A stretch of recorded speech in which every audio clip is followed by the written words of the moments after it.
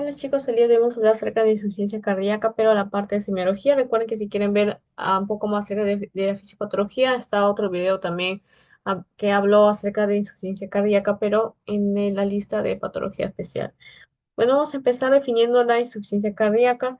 ¿Cómo se define? Es un síndrome complejo en el cual el corazón ya no es lo suficientemente eficiente para bombear sangre y con ello satisfacer necesidades metabólicas, sino que solamente puede hacerlo a altas presiones de llenado. Entre los síntomas pues, típicos que podemos encontrar en una persona que padece de insuficiencia cardíaca está la disnea, la fatiga, principalmente la disnea, ¿sí? Que es la dificultad para respirar. Puede estar acompañado, pero no también de crepitantes pulmonares, de edema periférico. Y vamos a ver este caso que si es uno de tipo derecha, está más que todo asociado a edemas, veremos más que todo este ascitis, hepatomegalia. En cambio, si se trata de una insuficiencia cardíaca de tipo izquierda, la clínica se orienta más a problemas respiratorios, así como disnea, ortopnea, la disnea porcítica nocturna, entre otros. Bueno, entre las causas de la insuficiencia cardíaca están múltiples condiciones que vemos acá.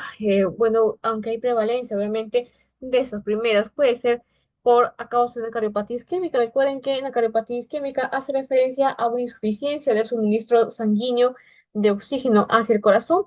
Pues eso puede ser causado por una obstrucción de la arteria coronaria, entonces esto puede causar daño al músculo cardíaco porque como no llega oxígeno, este músculo cardíaco se empieza a necrosar. Entonces, y esto, pues, este músculo cardíaco que ya está afectado, isquémico, va a tener, pues, ya menor capacidad de bombear la sangre eficientemente que uno sano, ¿no? Obviamente. Seguimos acá con la hipertensión arterial, ya que la hipertensión, especialmente la no controlada, puede llevar a que el corazón trabaje más de lo debido, ya que la hipertensión, recuerda qué cosa causaba que, en este caso, aumente la resistencia vascular, ¿verdad? La resistencia vascular periférica y el ventrículo izquierdo es el que envía la sangre por la aorta y la aorta pues a los vasos sistémicos. Entonces, como aumenta la resistencia vascular periférica, que son de las arterias pues periféricas, ese aumento de resistencia, ese aumento de resistencia se transmite por la aorta, ¿sí? Entonces, esta aorta pues tiene mayor presión, el ventrículo izquierdo tiene que trabajar más para vencer esa resistencia aumentada que está causada por la hipertensión arterial. Como trabaja más, va a empezar a hipertrofiarse, ¿sí? Es una respuesta de tipo compensatoria, porque en ese caso necesita mayor fuerza para vencer la resistencia de la aorta. Pero obviamente esta hipertrofia, si bien nos va a ayudar al inicio, ¿no? Obviamente a impulsar la sangre, poco a poco va a reducir la cavidad que va a tener disponible el corazón y por eso va a quedar una pequeña cavidad y cuando otra vez llegue el llenado de aurícula a ventrículo izquierdo, veremos que el llenado va a ser muy poco, porque mire que si hipertrofia había quedado una muy pequeña cavidad en el ventrículo izquierdo. Entonces, esto me puede dar una insuficiencia cardíaca de tipo izquierda, ¿no? Porque afecta al lado izquierdo, debido que a la hipertensión arterial. Entonces, la hipertensión arterial me causa, ¿qué cosa? Hipertrofia ventricular izquierda, porque empieza a trabajar más mi ventrículo izquierdo al vencer la resistencia de la aorta, y esto en consecuencia hace pues que mi ventrículo se hipertrofie y de esta manera puede causar insuficiencia cardíaca tipo izquierda. También está la diabetes mellitus, en este caso también puede causar, ya que a veces también puede dañar el endotelio, las mismas, el azúcar. La enfermedad coronaria también se considera como una causa de las valvulopatías. Recuerda que hay estenosis mitral, estenosis aórtica. Entonces, supongamos que estamos frente a una estenosis de tipo mitral que se ubicaría a niveles del lado izquierdo, ¿no? Entonces no pasaría pues la sangre, por ejemplo, de aurícula a ventrículo izquierdo, la aurícula izquierda se dilataría, ¿no? O si no, o si fuera, por ejemplo, lo más común, la estenosis de tipo aórtica, cuando en este caso está calcificado o muy rígido esta válvula, el ventrículo no puede impulsar la sangre, la cantidad de sangre adecuada, eyectarla por la aorta y va a quedarse acá la sangre. Entonces eso puede causar también insuficiencia cardíaca, ¿no? Las valvulopatías. Esto también las miocardiopatías, que se refiere a que dañan el músculo cardíaco, son trastornos que van a afectar directamente al músculo cardíaco, lo cual puede resultar en su capacidad de contracción. Existen las miocardiopatías, si tú sabes, la hipertrófica y también la dilatada, ¿no? Aquí se llama dilatada, por ejemplo, en este caso no aumenta el grosor de la pared, pero sí aumenta el tamaño de la cavidad. Y de igual manera puede causar insuficiencia cardíaca. Por ejemplo, lo podemos ver miocardiopatía dilatada por enfermedad de Chagas, por eso que está acá, ¿no? Aquí tipo nosoma cruzi, pues es una causa. Y la hipertrófica, donde lo vemos en enfermedades como la hipertensión. Bueno, aquí está también acerca de las enfermedades infecciosas como enfermedades reumáticas. Esta recuerda que se origina como antecedente previo, tiene que haber una infección estreptocócica que lleva a la fiebre reumática. Usualmente esas infecciones pues se dan en la garganta Y obviamente, pues al inicio el paciente no manifestó una valvulopatía. Esto ya pasa con el tiempo que a largo plazo se dañan las válvulas cardíacas y contribuye a insuficiencia cardíaca, ¿no? Por ejemplo, es un paciente que tal vez tiene estenosis mitral, le preguntamos como antecedente si ya tuvo alguna infección y justo nos dice que tuvo enfermedad reumática y podemos deducir pues que debido a ello que tiene ese problema de estenosis, ¿no? Y descartaríamos, por ejemplo, otras causas congénitas. Defectos cardíacos puede ser de nacimiento, puede ser que ese caso el niño nazca en vez de las tres valvas que normalmente debería tener, puede que nazca con una, puede que nazca con cuatro, con dos. La de dos y tres no son tan, no, porque la tres obviamente es normal, la de dos no es tan sintomática, en cambio la 1 y la 4 son muy graves y bueno, usualmente casi incompatibles con la vida, ¿no? Especialmente la 4.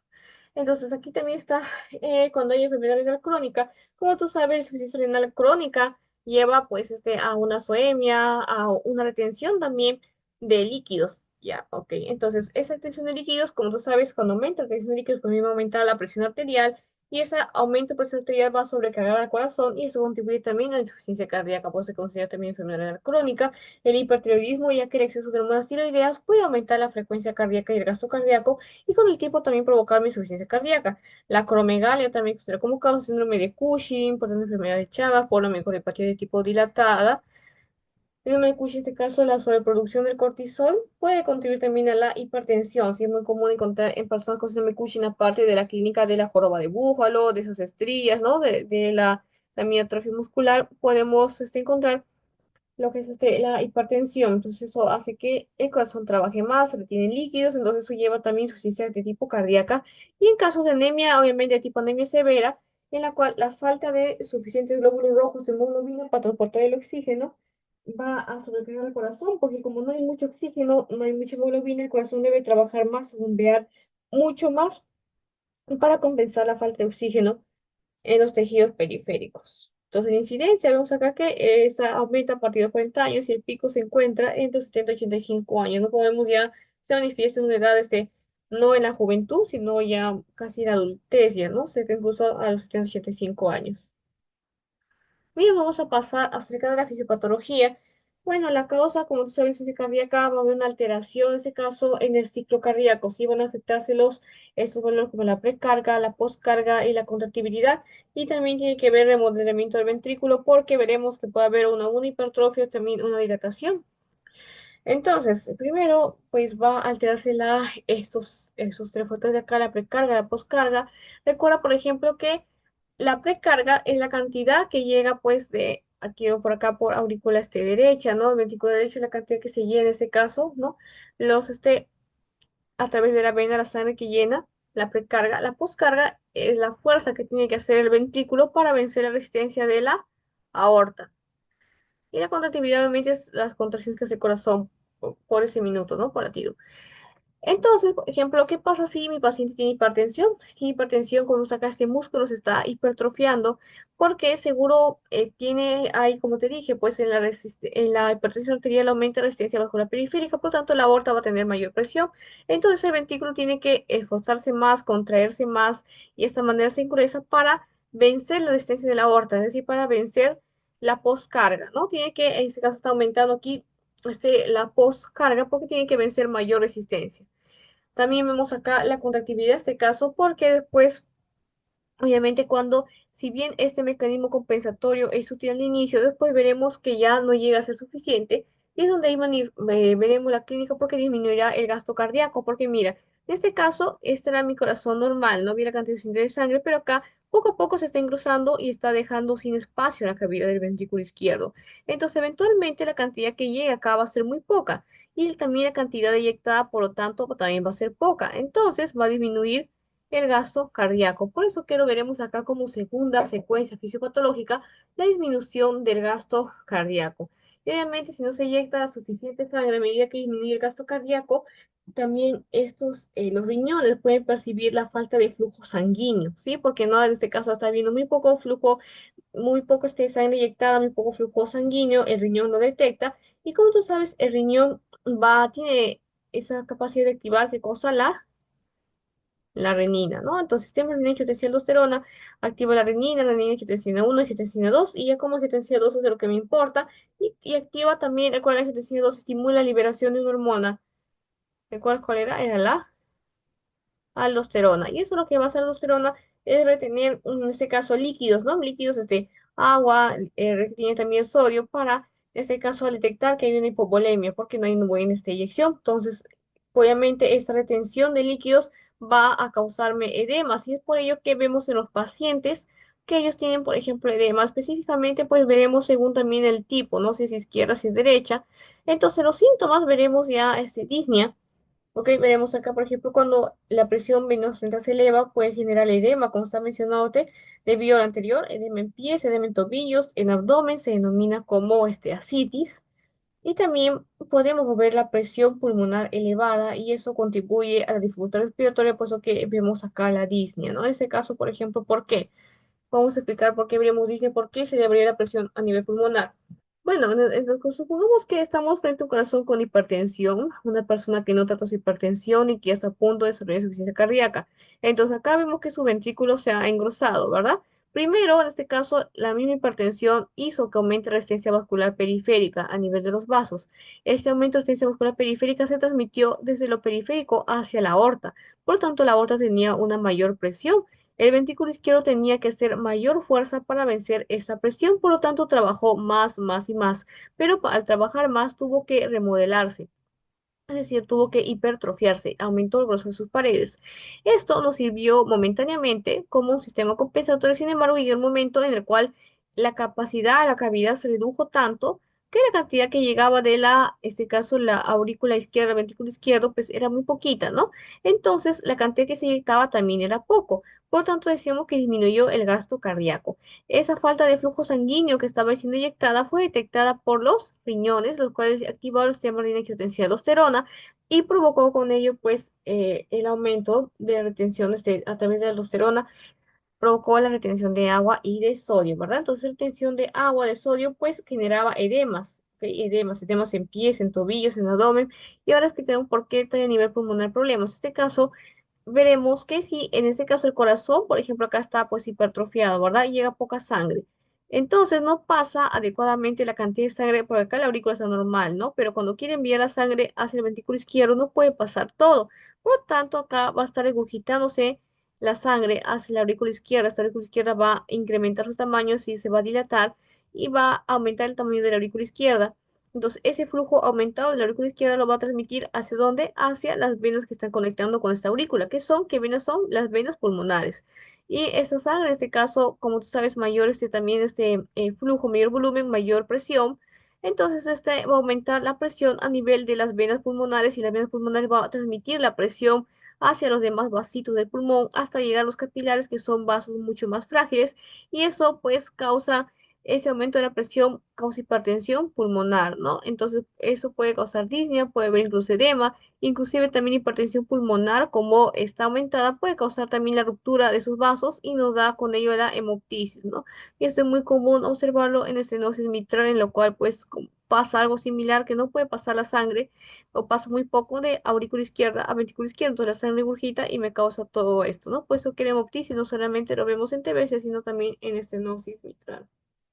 Bueno, seguimos acá con ahora la activación de circuitos neurohumorales que van a aumentar, en este caso, la precarga. Si en ese caso, generando sobrecarga de volumen en un corazón disfuncional, lo cual va a llevar a más síntomas. O sea, se van a activar estos circuitos para tratar de restaurar, este caso, el problema. Sin embargo, va a empeorar más la situación. Por ejemplo, que se va a activar el sistema de angiotensina aldosterona.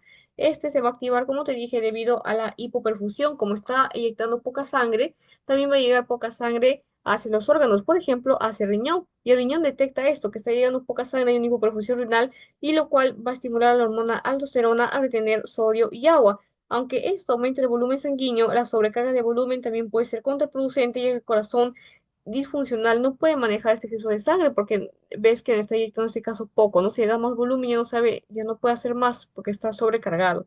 También se activa el sistema nervioso simpático como otro componente del circuito neuromural. El cuerpo intenta aumentar la frecuencia cardíaca, ¿ok? Para mejorar la contractibilidad mediante la liberación de ¿qué? De hormonas, no de catecolaminas, sino adrenalina, no tratar de aumentar en este caso la frecuencia cardíaca que está comprometida. Obviamente, si el compromiso es severo, veremos que insuficiencia cardíaca es severa, pues habrá disminución del gasto cardíaco, habrá hipovolemia, compromiso renal, como te dije, porque hay poca fracción de eyección, entonces va a llegar también poca sangre a ese riñón.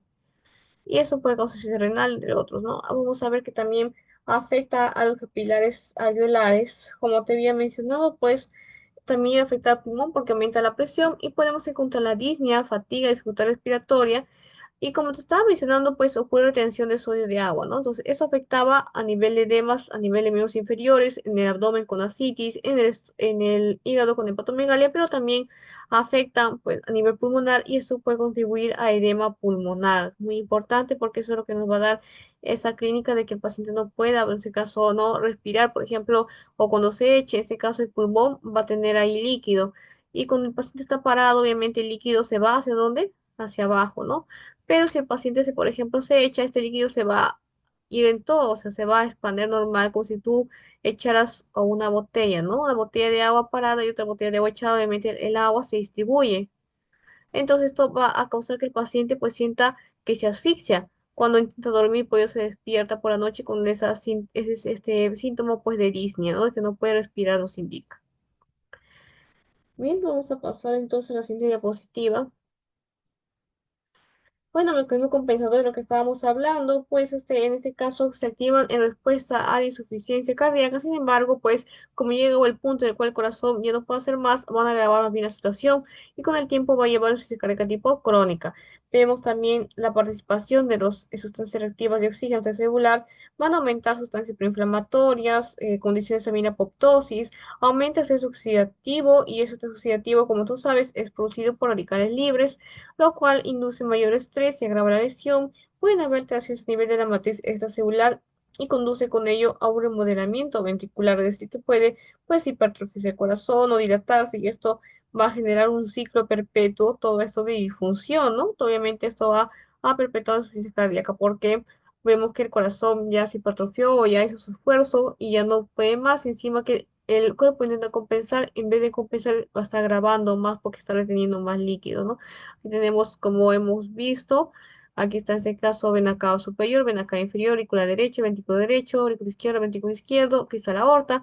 En este caso, recuerda, vamos a hacer recordar aquí, por ejemplo, a nivel del ventrículo izquierdo, puede ser, este es mi, en este caso normal, pero puede ser que se hipertrofie, por ejemplo, acá, ¿no?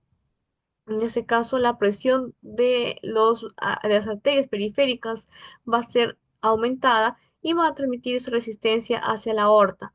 Entonces, el ventrículo izquierdo debe trabajar más para inyectar la sangre porque la aorta tiene una presión elevada y va a empezar a hipertrofiarse, pero como vemos eventualmente, pues esta cavidad aquí está mucho más amplia, pero acá mucho más reducida, por lo tanto la cantidad de sangre que va a llegar de aurícula a ventrículo izquierdo también va a ser reducida. Entonces la cantidad de que eyecta también va a ser muy poco, porque mi recibido poco, eyecta poco.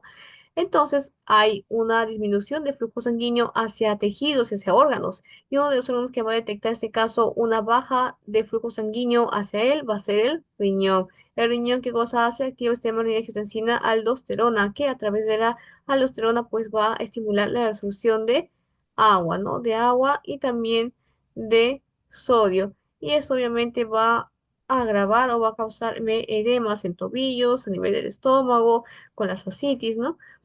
Hepatomegalia. También por ello también vemos congestión a nivel pulmonar, tanto si es que en ese caso se trata de la aurícula izquierda que está dilatada y transmite la presión, o puede ser también debido a esta retención de líquidos en general que está viendo. Bien, vamos a pasar a la siguiente diapositiva. Bueno, vamos a repasar en este caso lo que hemos visto hasta ahora. Bueno, vamos a ver. Bueno, vamos a definir en este caso la insuficiencia cardíaca, como les había dicho, es aquel estado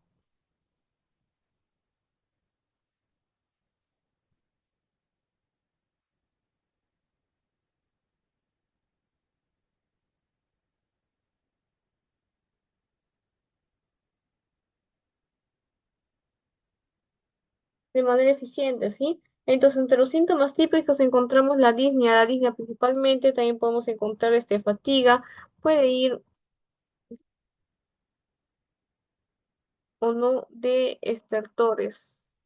crepitantes. A menudo también se acompaña del edema. Podemos ver edema periférico a nivel de tobillos, a nivel piernas, a nivel del estómago con la citis,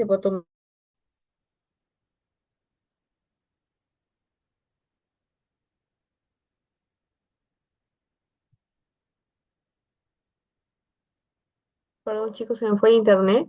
Entonces, mejor no lo escribí porque no se va el internet. Bueno, entonces, como habíamos visto, pues entre las causas habíamos distinguido acerca de la cardiopatías isquémicas, ¿verdad? Cardiopatías isquémicas que pueden causar necrosis. También vimos a las valvulopatías, si hay ese caso de efectos cardíacos de nacimiento, puede ser por cardiopatías congénitas. También la diabetes, muy importante también como factor, la hipertensión arterial también como causa, ¿no? Como también si siendo causa de la hipertensión, diabetes, o valvulopatías, como estaba mencionándole, las miocardiopatías, que puede ser miocardiopatia hipertrófica dilatada, la enfermedad por este tripanosoma de Chagas que es una parasitaria causada por tripanosoma cruzi que causa dilatación del corazón, una cardiomegalia, pero también puede causar, si está asociada con dilatación del esófago, incluso megaesófago, está asociada también con un megacolon, eso lo hemos explicado en la parte también causante como un diagnóstico diferencial de la calasia. Luego expliqué eso en patología especial en la parte de digestivo, ¿sí? También están defectos cardíacos, como te dije, tóxicos, enfermedad renal crónica, está también el hipertiroidismo, el síndrome de Cushing, ¿no? ¿Cómo se causa este caso de insuficiencia cardíaca? Hemos visto también acerca de cómo se altera, este caso altera la poscarga aumenta, y también vamos a ver que se afecta la contractibilidad, ¿no? ¿Te acuerdas que el primer mecanismo compensatorio era la hipertrofia del ventrículo izquierdo? Sin embargo, va a llegar un momento en la cual ya no va a ser útil, entonces ya no va a ser suficiente, y eso pues va a ocasionarme que se manifieste así la clínica de insuficiencia cardíaca, ¿sí? Porque ya no puede soportar más. Entonces recuerda que la postcarga es la fuerza que se opone al vaciamiento ventricular, o sea, la por dada por la aorta, y la precarga es la fuerza que distiene el miocardio relajado, o sea, la precarga va a depender de la volemia, de la cantidad de sangre que llega, de la distensibilidad, en este caso del ventrículo, ¿sí? Entonces acá, por ejemplo, cuando el corazón se llena, por ejemplo, está acá ventrículo aquí está ventrículo derecho y ventrículo izquierdo, la precarga depende de la volemia, depende de la cantidad de sangre que llega y de acá la cantidad que se distiende. En cambio, la poscarga es la cantidad o la fuerza que tiene que hacer el ventrículo izquierdo para vencer la resistencia de la aorta. También gusta que disminuye el gasto cardíaco, disminuye la bulimia, es detectada por quién, por el riñón activa el sistema de angiotensina de aldosterona, eso activa la aldosterona, aumenta la tensión de sodio y de agua, agrava más los edemas, y vemos que en ese caso prácticamente el mecanismo compensador en vez de aliviar está agravando la situación y eso perpetúa la falla cardíaca.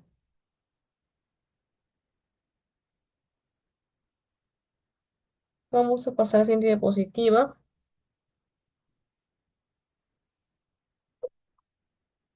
Bien, entonces acá, como les había dicho acerca de los factores, ya hemos visto este mecanismo aldosterona que aumenta la tensión de sal y agua porque detectó una hipovolemia, esto aumenta sobrecarga de volumen, sistema nervioso simpático también, como en este caso está afectada la frecuencia cardíaca, ¿no? Hay, por ejemplo, disminución de la eyección, a aumentar los niveles de catecolaminas y eso para aumentar la frecuencia cardíaca, pero también puede causar vasoconstricción y eso incluso agravar aún más, ¿no? Porque aumenta más la poscarga. La arginina vasopresina regula el equilibrio del agua, pero también puede causar vasoconstricción. La endotelina, que es un péptido vasoconstrictor. La adrenomedulina, tiene susceptibilidad. Bueno, eso no van a preguntarles, pero ahí lo dejo. Si lo que es fisiopatología, no. Así que vamos a dejarlo por ahí. Eso es lo que habíamos dicho. Por ejemplo, una fibrosis tipo 2, anemia de riñón, estimula la función de agua y de sodio, también estimula qué cosa la vasoconstricción. A ver, entonces acá también acerca de la fisiopatología, bueno, como repito, no viene esto, pero lo incluyen en este caso el temario. Y vemos acá pues que primero, en este caso la activa activa, la respuesta inmune, porque aumenta la inflamación sistémica. Por ejemplo, en contexto de una insuficiencia cardíaca y otras enfermedades cardiovasculares, esta respuesta inmune es activada como consecuencia de lesiones de tejido cardíaco, por ejemplo, debido a un infarto, hipertensión o por daño crónico, se activa la respuesta inmune. Esta respuesta inmune provoca, ¿qué cosa? Una inflamación sistémica. Y como producto de inflamación se producen también liberación de citoquinas proinflamatorias, como son el factor necrotumoral tipo alfa, la interleucina tipo 6. Entonces, esto va a amplificar más la inflamación sistémica y pues van a promover, por ejemplo, la apoptosis, va a aumentar la permeabilidad vascular, altera también el remodelamiento. Luego se va a activar el sistema del complemento, que también puede contribuir a inflamación en los tejidos, que ya sabes que es un conjunto de proteínas plasmáticas, ¿no? Que cuando se activa genera una cascada de reacciones y facilita también la respuesta inmune. Y vemos también después la producción de anticuerpos, en algunos casos se puede generar anticuerpos que contribuyen a la lesión tisular, ¿no? También, por ejemplo, vemos en enfermedades como la fiebre reumática, los anticuerpos generados contra las bacterias con los estreptococos pueden atacar las válvulas cardíacas y eso conduce a una valvulopatía más adelante. Por eso que estos pacientes que tienen fiebre reumática tienen un alto riesgo de desarrollar valvulopatías, muy alto riesgo. La sobreexpresión de SMH, que es el complejo mayor de compatibilidad, que son proteínas que van a facilitar la interacción entre las células inflamatorias y el endotelio vascular. Entonces, en enfermedades cardíacas, la superposición de esas moléculas facilita la adhesión, como te dije, de células inflamatorias, como son los linfocitos, los neutrófilos, y promueve la acumulación de células inflamatorias, y esto va a agravar aún más la inflamación.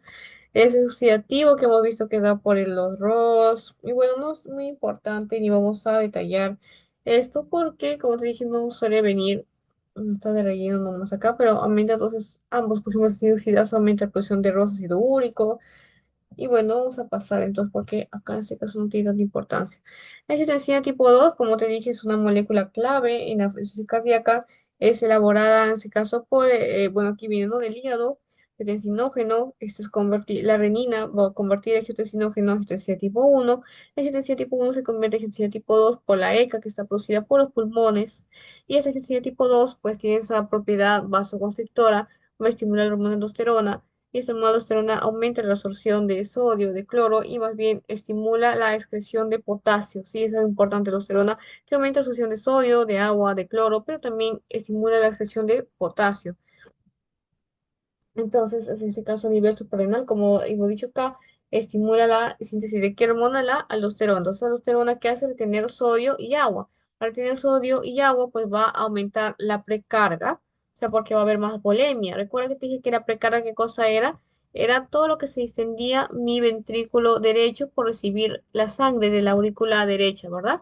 Entonces, si hay más volemia, si hay más sangre que recibe, pues va a aumentar la precarga. Si hay menos volemia, disminuye la precarga. En este caso, por el mismo retención de su día de agua, pues va a aumentar más la retención de agua, entonces va a haber mayor volemia. ¿Y por qué? Pues se activó todo este mecanismo para aumentar la volemia, porque como te dije, el riñón ha detectado una hipoperfusión. Desde el momento que mi ventrículo pues se ha reducido su tamaño, la cantidad de sangre que inyectaba ha sido muy poca. Entonces el riñón ha dicho que está pasando, que hay muy poco flujo sanguíneo y estoy hipoperfundido. Entonces lo que voy a hacer es estimular todo este mecanismo, todo este sistema y ha dicho pues que con ello, pues con la aldosterona voy a aumentar la volemia, ¿no? Porque seguramente ha pensado que está habiendo una hemorragia o ha habido este poco flujo sanguíneo, por ello aumenta la volemia, pero lo que no, obviamente, lo que no sabe es que más bien está habiendo una hipertrofia, ¿no? Entonces con ello, como te dije, aumenta la volemia pensando que hay un problema en cantidad de sangre, pero en realidad es un problema del corazón, problema de hipertrofia seguramente, y esto pues va a empeorar los síntomas, ¿sí? Porque el corazón también no sabe qué hacer con mucha sangre, va a aumentar más su esfuerzo, y el gastromicrosis tipo 2 también actúa como vasoconstrictor, entonces al liberar glucosa tipo 2 va a vasoconstricir las arterias, arteriolas, y esto va a aumentar aún más la resistencia vascular, entonces el corazón va a tener que trabajar aún más, y por ello va a agravar la presión arterial y también daño renal. Entonces, como vemos, los sistemas de compensación al inicio con la hipertrofia funcionaron, al inicio aumentando el gasto cardíaco, sin embargo, cuando ya en ese caso el corazón pues deja de ser compensar por sí solo, al momento de que actúan otros mecanismos a nivel renal, a nivel simpático, pues ya no tiene ese mismo efecto beneficioso, ¿no? Sino todo lo contrario, está agravando más aún la clínica con todo lo que está haciendo el riñón. Y vamos a hacer un repaso antes de pasar ahora a la parte de los síntomas, creo que nos va a importar más que todo, ¿ok? Entonces vamos a repasar lo que hemos visto bien. Bueno, hemos visto acerca de insuficiencia cardíaca, ya sabe lo que es, hemos visto la definición, hemos visto acerca de las causas también, recuerda que es hipertensión, está también la neuropatía, defectos cardíacos congénitos, hipertensión arterial, la diabetes mellitus, las miocardiopatías, pues hipertrófica dilatada, este tipo de nosoma cruzi, enfermedad renal crónica, el hipertiroidismo, acromegalia, ¿no? Entre las causas, por ejemplo, tenemos, sí, pues eso, ¿no? Ahí ya expliqué. Recuerda también que había alteraciones.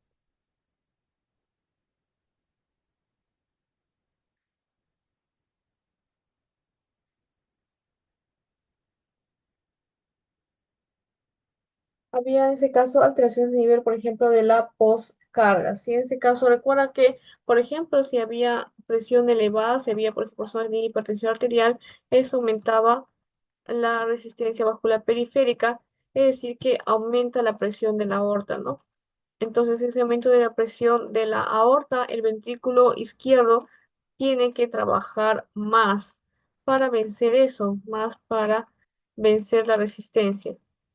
¿Y cómo se llama esa resistencia que opone la aorta para inyectar, en este caso, la sangre por ella? Se denomina como postcarga, ¿verdad? Y en caso de la precarga era la volemia, ese caso que llega de la aurícula derecha a ventrículo derecho, no todo lo que se puede extender, lo que se distiende del ventrículo derecho, por lo tanto, dependía proporcionalmente pues de la volemia.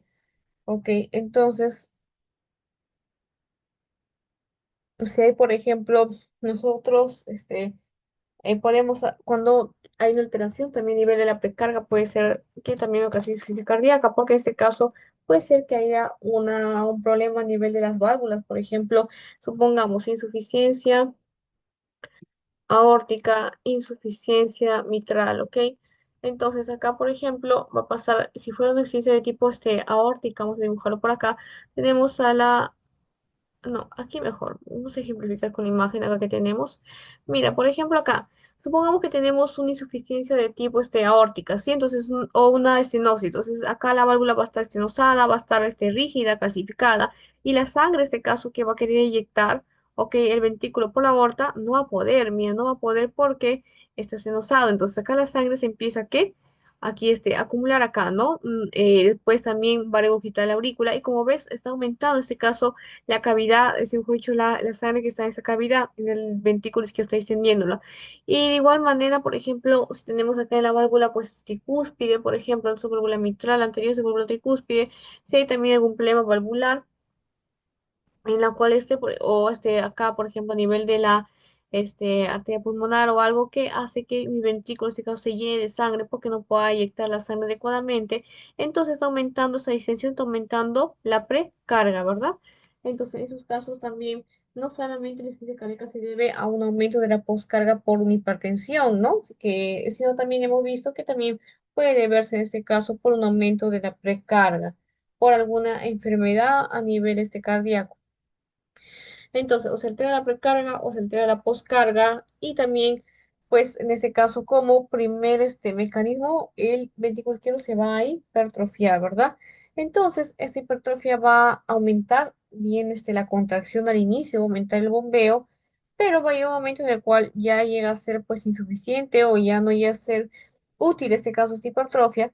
Por lo tanto, pues al no ser ya ese suficiente, debido a la hipertrofia ventricular, pues ya no va a tener esa función del corazón de tratar de, este caso, compensar y van a pesar los síntomas, ¿no? Por ejemplo, la disnea, la fatiga, entre otros que vamos a ver más adelante.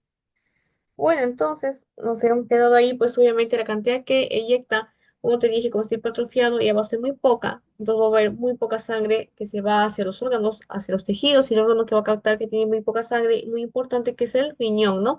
El riñón va a detectar que hay una hipoperfusión renal, va a activar el sistema de aldosterona pensando que lo que falta tal vez es volemia, ¿no?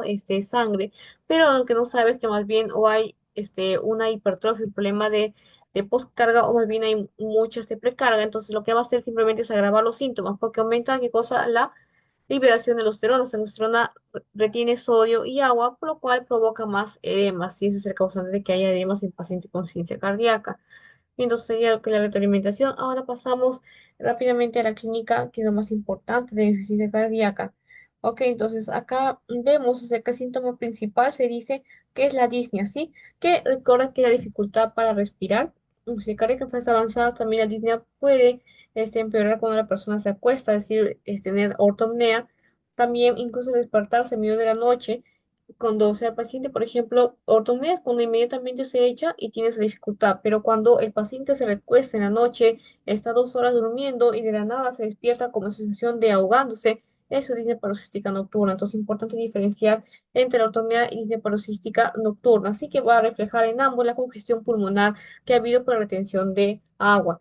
Entonces tenemos acá también entre los signos se encuentra una irritación yugular que indica una sobrecarga hídrica y también aumento de presión venosa sistémica. No sé si no se presenta cuando hay un aumento de la presión venosa central, que es una presión que está dada por la aurícula derecha, y te vamos a explicar por qué y en qué insuficiencia cardíaca se da.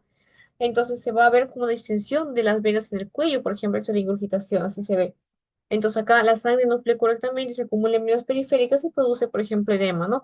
Palpitantes bilaterales se va a dar, en este caso, por la congestión pulmonar, se van a escuchar, pues, a la auscultación crepitantes, el desplazamiento de choque de puntas, si en el caso hay un crecimiento a nivel ventricular, se va a palpar ese choque de puntas, ¿sí? Es una palpación de la arteria del corazón en el área del ápex, en el área de la punta.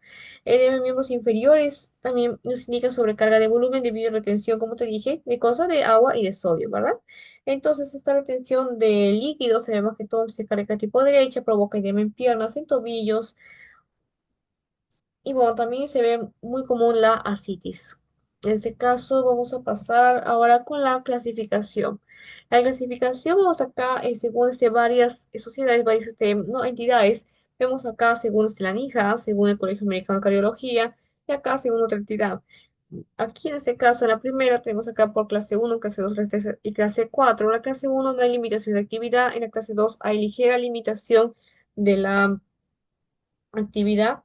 Vemos también en la clase 3 limitación marcada y la 4 sería incapacidad para realizar cualquier síntoma, incluso en reposo, ¿no? Acá, pues, también en la de tipo de Colegio Americano de Cardiología, más que todo evalúa los riesgos. Si hay, por ejemplo, alto riesgo, pero no hay todavía una cardiopatía, o sea, no hay ningún problema a nivel del corazón, de su estructura, ni tampoco ninguna clínica, se denomina que estamos en etapa A. Si en el caso, por ejemplo, vemos que ya hay un problema a nivel estructural, sí ha habido un cambio, un remodelamiento, sin embargo, el paciente no evidencia nada de clínica, estamos en etapa B. Cuando estemos en la etapa C, aquí encontraremos, en este caso, una cardiopatía estructural, el problema a nivel del corazón, y ya veremos, en este caso, los síntomas. Aquí entonces sería la cardiopatía más los síntomas de etapa C. Y acá etapa D sería en la cual se ve cardíaca de tipo refractaria, que requeriría una intervención, entonces de mayor gravedad sería etapa de tipo D, ¿no? Aquí también está lo que suele corresponder o asociarlo del tipo de NIJA, más importante es este de acá y eso de acá. En este caso, por ejemplo, en NIJA 1 caminar y subir escalera no causa angina, o sea, angina es dolor de pecho, un dolor súbito, que puede ser también angina estable, inestable. Recuerda que el video de angina está en la parte de cardiopatía isquémica y fisiopatología, así que te invito a que lo veas para que sepas más de este tema. En NIJA 2 vemos ligera limitación de la actividad ordinaria, por ejemplo, desde el caminar, cuesta arriba o al subir escaleras después de las comidas, ¿no? Que se ve en ese caso ya la fatiga de esas actividades. Vemos acá, por ejemplo, en NIJA 3 solamente al caminar, ni siquiera subir escaleras, sino que ya solamente caminando unos cuadros tenemos una limitación. Y acá la 4 que es obviamente ya la de última, la más grave, en reposo. Hay, por ejemplo, en este caso, limitación o cuando el paciente pues quiere hacer alguna actividad sencilla, peinarse, vestirse, puede tener en este caso disnea, ¿no? Acá, por ejemplo, tenemos la clasificación cardíaca en tipo sistólica y diastólica. Hemos visto la clasificación de tipo, bueno, todavía no en derecha e izquierda, pero ahora vamos a ver la clasificación tipo sistólica y lo que es la diastólica, ¿ok? En la diastólica, recuerda, por ejemplo, es importante que recuerden los términos a qué se refiere cada uno. Diástole era la relajación del corazón en el cual permitía un adecuado llenado. Y sístole era aquella fase del corazón, del ciclo cardíaco, en el cual se contraía, recuerdas el corazón y inyectaba la sangre, ¿no? Entonces, la diástole, el corazón se llena de sangre, se oxigena, en diferencia de la sístole donde va a eyectar o se contrae el corazón. Por lo tanto, acá pues una insuficiencia diastólica sería una incapacidad del ventrículo para relajarse y como no puede relajarse adecuadamente, no puede llenarse también de manera adecuada. ¿En donde lo vemos más esto? En, por ejemplo, cuando el corazón está hipertrofiado. Mira, imagínate que mi corazón, pues aquí sería una cavidad normal, pero por la hipertrofia, pues llegue a tener ese tamañito de acá, ¿no? Obviamente, mira, la cantidad de sangre que aquí llena va a ser adecuada. pero acá la cantidad que está llenando se va a ser muy poco, no se puede llenar adecuadamente, no tiene un buen llenado. Recuerda que la diástole es el llenado del corazón, por lo tanto, se da pues en casos donde mi corazón esté hipertrofiado, el ventrículo izquierdo acá no se puede dilatar por esta hipertrofia, este exceso de músculo, y por ello afecta el llenado ventricular. Vemos en cambio, bueno, que la fracción de eyección suele ser normal porque recuerda que la fracción de eyección es la contracción. Entonces, diástole es contracción, no, ¿verdad? Diástole es relajación. Por tanto, ¿se afectará la contracción en un problema de tipo de relajación? No. Por ello que acá la fracción de eyección suele ser normal. Mayormente vemos acá que está afectando este tipo de insuficiencia a mujeres, especialmente jóvenes mujeres. La de tipo sistólica, obviamente, como te dije, es dificultad para la contracción, para la inyección de sangre, para la expulsión. Y vamos a ver que este tipo de insuficiencia va a predominar en hombres y además en adultos mayores de 70 años. Acá, pues, recuerda que se afecta la capacidad de contracción, por lo tanto, la fracción de eyección, que es la capacidad que se contrae, pues, ¿no? La cantidad que se contrae o se eyecta de la sangre, va a ser reducida. Aquí la cavidad ventricular no está hipertrofiada, sino que también está dilatada. Entonces también del problema, aumento de la contracción, esa dilatación excesiva. Y en la congestión, por ejemplo, en radiografía, podemos ver que hay congestión con o sin cardiomegalia, porque en este caso la hipertrofia pues no provoca cardiomegalia. En cambio acá, como es una cavidad ventricular dilatada, sí tenemos que ver aquí cardiomegalia, ¿no? Y aquí de esta manera podemos distinguir en radiografía si se trata de una insuficiencia sistólica o si se trata de una insuficiencia de tipo diastólica. ¿A través de qué? De la cardiomegalia. Recuerda, cardiomegalia en la de tipo sistólica y no puede haber como no hay también cardiomegalia en la diastólica. Bueno, acá vemos otras diferencias con el ritmo de galope. Vemos acá pues este cuarto ruido en la diastólica, el tercer ruido en la sistólica. Factores asociados está la obesidad, enfermedad pulmonar crónica, que es el EPOC, en la diastólica. Y acá sería el infarto y la apnea del sueño. Arritmias, vemos que acá que la fibrilación auricular en una de tipo diastólica es muy rara, sin embargo, la de tipo sistólica es más común en este tipo de insuficiencia. Entre los síntomas veremos congestión pulmonar, ¿ok? Sin gran compromiso de función periférica, en cambio la sistólica veremos cianosis, somnolencia, edema mayolar, entonces como que hay mayor clínica en una sistólica que una diastólica, ¿verdad? Entonces eso sería la clínica más importante según los tipos de insuficiencia cardíaca. Bueno, vamos a pasar sin diapositiva. Bueno, acerca de los criterios mayores y menores del criterio de Framingham. Para el diagnóstico de insuficiencia cardíaca, nosotros requerimos dos criterios mayores. Escuchen bien esos criterios mayores o un criterio mayor y dos menores. Entonces, tenemos aquí criterios mayores y criterios menores. Los criterios tipo mayores son la disnea paroxística nocturna u ortopnea, que es cuando el paciente se echa y tiene esa dificultad para respirar, la distensión venosa yugular, que es la regurgitación, crepitantes pulmonar, que te dije que se escuchaba en este caso muchas veces por el edema, el galope, por tercer ruido, cardiomegalia, clínica, una radiografía de tórax que era propio en este caso de la de tipo sistólica, ¿no? Porque es la diastólica, el edema pulmonar agudo, clínico de tórax, el reflujo hepatoyugular y aquí la disminución también de peso más de 4,5, 4 kilos y medio en respuesta al tratamiento de insuficiencia cardíaca, ¿no? En criterios menores encontramos la tos nocturna, disnea de esfuerzo, taquicardia mayor a 120 por minutos, edema valvular bilateral, derrame pleural, hepatomegalia, y eso es muy importante que te aprendas porque eso sí suelen preguntar en el examen cuáles son criterios mayores, cuáles son criterios menores. Acá, bueno, como el sistema nervioso, como te dije, está regular, aumenta actividad simpática, pero ya, como te dije, ya no tiene nada, ningún beneficio activar más la actividad simpática, sistema de aldosterona, cuando en este caso hay un problema de hipertrofia, ¿no? Ya no soluciona, sino empeora. Aquí están los tipos, tipo anterógrada y de tipo retrógrada, insuficiencia, que no es tan común ahí esta clasificación. El anterógrada hace referencia a un aporte sanguíneo adecuado, disminuye la perfusión de nuestros órganos vitales. En los tipos de insuficiencia del corazón no puede bombear sangre de manera adecuada hacia el sistema arterial y va a provocar disminución de la perfusión hacia órganos como el cerebro, riñón, hígado. La manifestación se va a dar principalmente con edema mayolar, que es hinchazón en los tobillos debido a la acumulación de líquidos. Aquí la retrógrada hace referencia a una congestión venosa sistémica, se acumula sangre en las venas debido a la insuficiencia del corazón por bombearlo eficazmente, causa congestión a nivel de todo el sistema venoso. Y pues acá se acumula sangre, como te dije, en las venas, especialmente venas grandes, y veremos síntomas como edema periférico, es decir, hinchazón en piernas, tobillos, también en abdomen. Insuficiencia cardíaca con bajo gasto, en la cual pues, se produce, el cuerpo intenta mantener la presión arterial cuando hay un gasto cardíaco bajo, entonces va a aumentar la constricción, si va a causar vasoconstricción, porque en este caso recuerda que la presión arterial estaba definida o bueno, expresada en la siguiente fórmula. En gasto cardíaco por resistencia vascular periférica.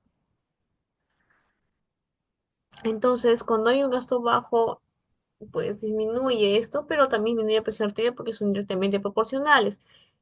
Como el cuerpo no quiere que disminuya demasiado la presión arterial, también va a estimular, tratar de aumentarlo. ¿Y mediante qué va a aumentarlo? Si aumenta la resistencia muscular periférica, va a tratar de compensar de algún modo esta disminución del gasto cardíaco. Entonces, para tú aumentar tu resistencia muscular periférica, ¿qué tienes que hacer? ¿Hacer vasoconstricción o vasodilatación para aumentar la resistencia? Sería aumentar la vasoconstricción, ¿verdad?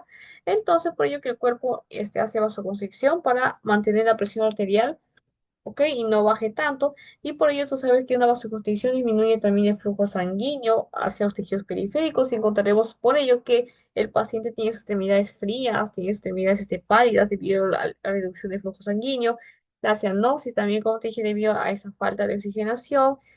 Y también encontraremos disminución de la presión diferencial de pulso, es decir, que la diferencia entre la presión sistólica con la diastólica disminuye, porque disminuye en ese caso el gasto cardíaco, como hemos visto acá, ¿no? Como disminuye el gasto cardíaco, ambas, o sea, la diferencia entre presión sistólica y diastólica tiende a reducirse, que el corazón no expulsa la sangre con la misma fuerza. Entonces, en ese caso, ambos, tipo de presión está bajo, ¿no? En el caso sea de tipo de gasto elevado, perdón, y las causas podemos encontrar tirotoxicosis, que es pues, por exceso de hormonas tiroideas, fístula arteriovenosa, síndrome de Beriberi, enfermedad de Payet, el embarazo y también anemia grave. Es muy conocida esto como por gasto cardíaco elevado. Acá, obviamente, acá en este caso, en insuficiencia cardíaca, las extremidades se quiera, por ejemplo, frías. Aquí las extremidades serán calientes, ¿sí? Calientes y rosadas, ya que el aumento del gasto cardíaco genera una mayor perfusión. Entonces, por ejemplo, en la anemia, ¿qué es lo que pasa? Como falta la perfusión, el corazón reacciona y aumenta la cantidad de eyección, aumenta su gasto cardíaco, que es la cantidad pues, de sangre que eyecta por minuto. ¿Para qué? Porque aumenta el gasto cardíaco para tratar de perfundir las áreas que están desoxigenadas, el anemia, que recibe poco oxígeno, ¿no? Entonces, este aumento de gasto cardíaco hace que las extremidades estén calientes, a veces rosadas, por eso que vemos acá en tirotoxicosis, en esas enfermedades. Y el pulso arterial también está amplio, ¿no? Provoca un pulso que se siente más fuerte, más rápido, a diferencia de acá que disminuye la presión diferencial del pulso. Y vamos a pasar ya al repaso, pero no hemos mencionado tanto acerca de la izquierda, así que vamos a repasarlo, aunque en la clase de patología especial de física cardíaca yo expliqué acerca de las varias diferencias entre derecha e izquierda, pero acá vamos a recordarlo. Entonces, ¿qué pasa, por ejemplo, si el problema está a nivel derecho o a nivel izquierdo? Si en caso, por ejemplo, hay una hipertrofia, por ejemplo, acá, lo que va a pasar es que la sangre va de aurícula izquierda a ventrículo izquierdo y debería ser inyectada por la aorta. Pero si hay una hipertrofia, la cantidad de sangre que va a estar eyectada va a ser muy poca, si va a estar disminuyendo, disminuye el gasto cardíaco, en consecuencia disminuye la volemia. Esta sangre, como no pasa adecuadamente porque el ventrículo está muy pequeñito, va a estar aquí, concentrándose en la aurícula izquierda porque no puede pasar. Entonces la aurícula izquierda se empieza a dilatar, se empieza a hacer una mega aurícula. Y esta de acá pues va a dar la sangre. Mira, recuerda que aquí está conectando con la aurícula izquierda las venas pulmonares, ¿no? Va a devolver la sangre, entonces por las venas pulmonares, un aumento del flujo, un aumento de volemia. Recuerda que aumenta también la presión de manera proporcional. Por tanto, va a aumentar acá la presión de las venas pulmonares y esta presión aumenta de venas pulmonares se va a transmitir hacia los demás vasos de los pulmones, hacia los capilares y esto pues ocasiona que el paciente, por eso que el ejercicio de tipo izquierda, tiene más que todo síntomas de tipo respiratorio, como son la tos, debido porque está aumentando la presión y también aumenta el edema, ¿ok? Se va a extravasar. Recuerda cuando hay aumento de la presión hidrostática, que es la presión que está dada por las arterias, y va bien disminución de la oncótica, donde se extravasa, se genera edemas, ¿verdad? Entonces, esto, por ejemplo, va a hacer que se genere edema en mi pulmón, porque está aumentando la presión, en este caso a nivel hidrostático, a nivel de las venas pulmonares, eso causa edema, y esta acumulación de líquido me causa tos, me causa la ortopnea, que es cuando me echo, pues tengo dificultad para respirar, porque en ese caso cuando el paciente estaba parado, el líquido estaba aquí asentado, en las bases del pulmón, pero cuando se echa se expande totalmente. Aparte de ortopnea, me va a traer también la disnea paroxística nocturna, en la cual pasa 2 horas y empiezan los problemas. Está también la fatiga, como otro de los síntomas, principalmente son los principales del tipo izquierdo. Ahora, en el caso del derecho, en este caso, lo que va a pasar es que la sangre, pues, va a ser afectada, en este caso, este ventrículo derecho, y va a volver la sangre a la aurícula derecha. ¿Sí? Entonces va a volver a la aurícula derecha y esa se va a empezar a sobrecargar y va a empezar a enviar la sangre, obviamente regresa por la vena cava superior, regresa por la vena cava inferior, porque está, no puede pasar ese caso, ¿no? Está fallando el ventrículo derecho y no puede pasar y va a regresar la sangre de aurícula de ventrículo a aurícula derecha, a la vena cava superior, a la vena cava inferior. Y como tú sabes, la vena cava inferior, ¿qué cosa recoge? Recoge la sangre de las diferentes venas sistémicas del cuerpo. O sea, que se conecta, pues, ahí está la vena porta, la vena espláncnica, entonces un montón de venas del sistema. Y acá también, a nivel vena cava superior, ¿a dónde se dirige?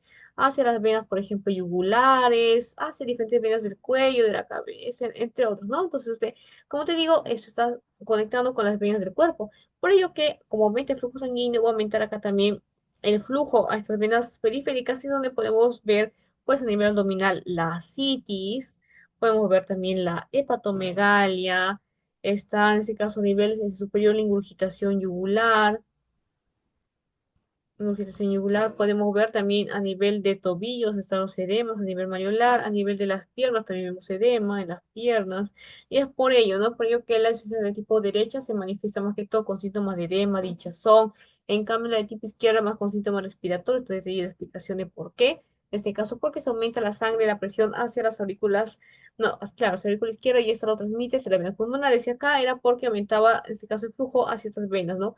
Cabo superior, cabo inferior, y esto aumentaba el flujo y hacía que se edematice porque aumentaba la presión oncótica. Recuerda que aumento de presión oncótica, perdón, aumento de presión estática y disminución de presión oncótica son los dos factores para que tú generes un edema. Entonces, ya hemos explicado la derecha, izquierda, la diastólica, la sistólica. Entonces, como repaso, donde dije son es importante que te aprendas lo de gasto cardíaco, gasto elevado, que tienes mayores y menores, la histórica sistólica. Bien, pasamos ahora sí a este cuestionario. Entonces, acá dice aquí, hay los criterios mayores, vamos a repasar, ¿no? Entonces, los criterios mayores, recuerda antes de pasar eso, está la disnea paroxística nocturna, mira lo que son problemas a respirar, sería con criterio mayor. Solamente tos es menor. La disnea de esfuerzo también sería menor. La extensión venosa yugular obviamente es un criterio mayor, con mucha seguridad significaría insuficiencia tipo derecha.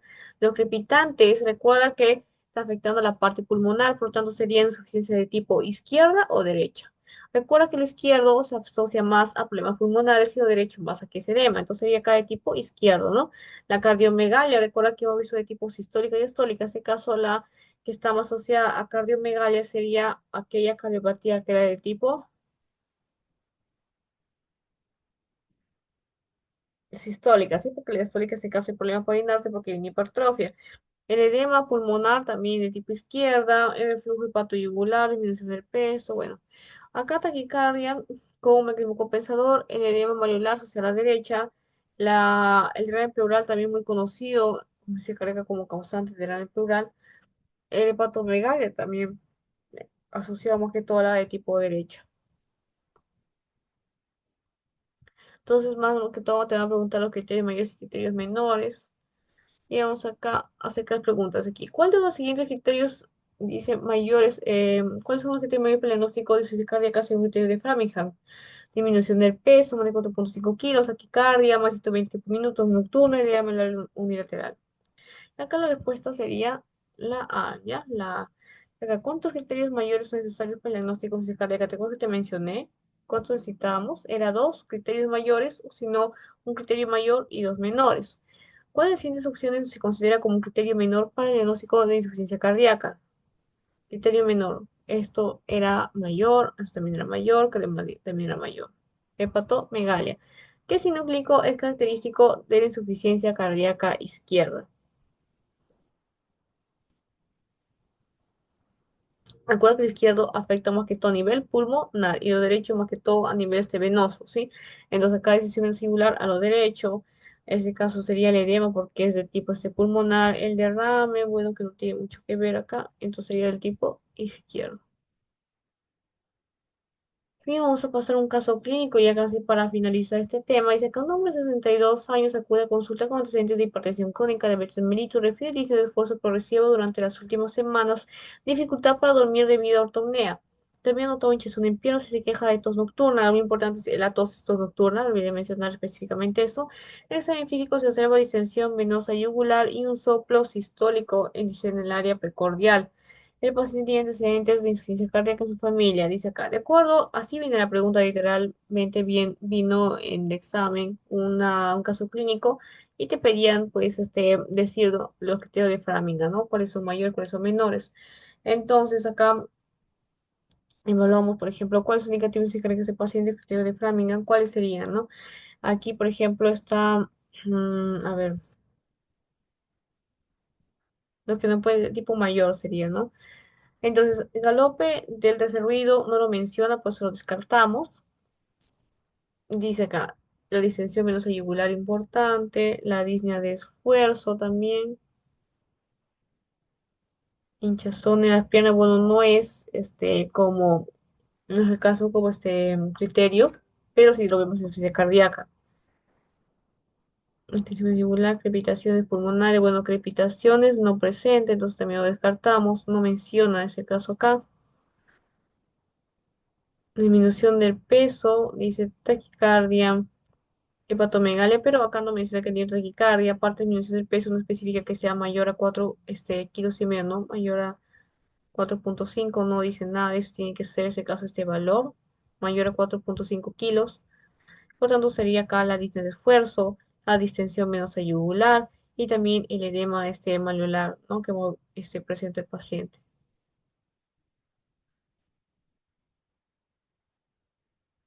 Ya, entonces esa sería la respuesta de este caso clínico.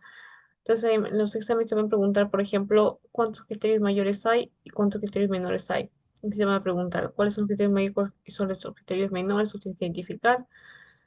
Y bueno, eso sería todo con respecto a la clase de hoy. Aquí te dejo una lista por si acaso quieras, te pasar alguna palabra o no sepas qué es. Y eso sería todo. Piensa que ortonia dificultad para respirar cuando la persona se encuentra en posición acostada. La línea positiva una dificultad respiratoria cuando se presenta de manera súbita durante el sueño y que despierta al paciente. Crepitantes son pues ruidos normales de pulmones escuchados en endoscopio que indica una congestión pulmonar típico insuficiencia. El reflujo hepatoyugular es un aumento de la extensión venosa yugular en el cuello. Si con nosotros presionamos el abdomen del paciente, aumenta la ingurgitación yugular, ¿sí? Debido a este problema también tracardiomegales, soplos históricos, que son soplos que se escucha durante el latido del corazón, ¿no? Entonces, entre otros. Y bueno, sería todo por hoy. Muchas gracias. Si te gustó el video, suscríbete.